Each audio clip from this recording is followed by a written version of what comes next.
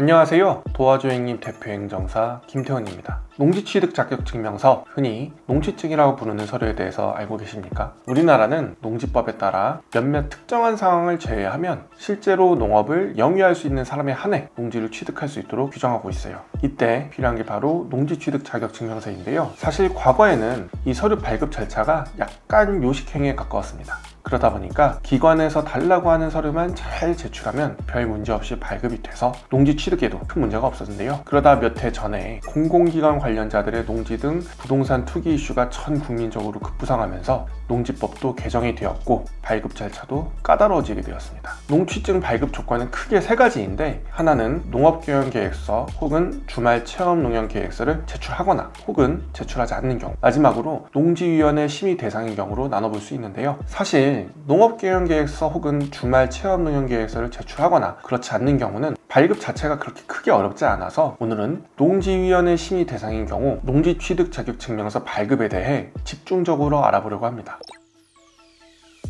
농지위원회 심의 대상은 크게 해당 농지가 토지거래 허가구역이거나 관외 지역이거나 1필지 농지를 3인 이상이 공유 취득하려고 하거나 농업법인이거나 마지막으로 외국인 혹은 외국 국적 동포가 취득하려고 할 때 심의를 합니다. 농업법인을 제외하면 한눈에 봐도 뭔가 농업이랑은 거리가 다소 있는 경우가 심의 대상이라고 생각하시면 편할 것 같아요.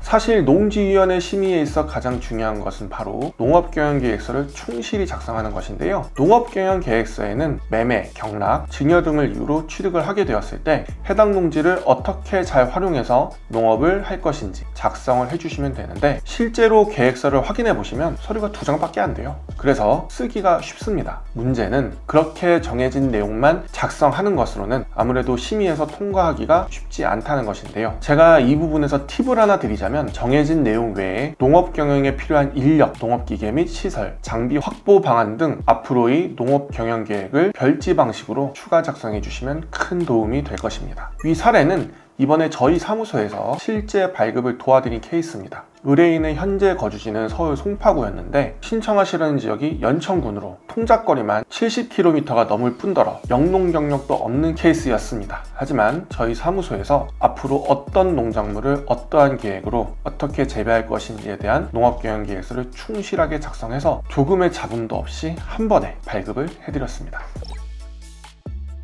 간혹 농취증을 발급받고 농지 취득을 하면 다 끝난다고 생각하시는 분들이 계세요. 근데 취득 후 2년 내에 목적 사업을 착수하지 않거나 정당한 사유 없이 영농을 하지 않는 등 특정한 사유가 발생하면 1년 이내에 같은 세대원이 아닌 자에게 농지를 처분해야 합니다. 그러니까 이 부분은 꼭 유념하셔서 농지 운영에 차질이 없으시길 당부드리고 싶습니다.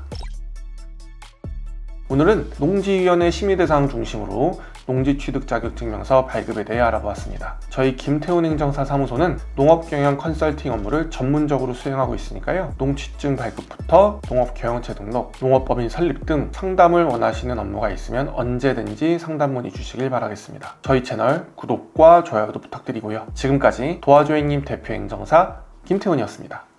감사합니다.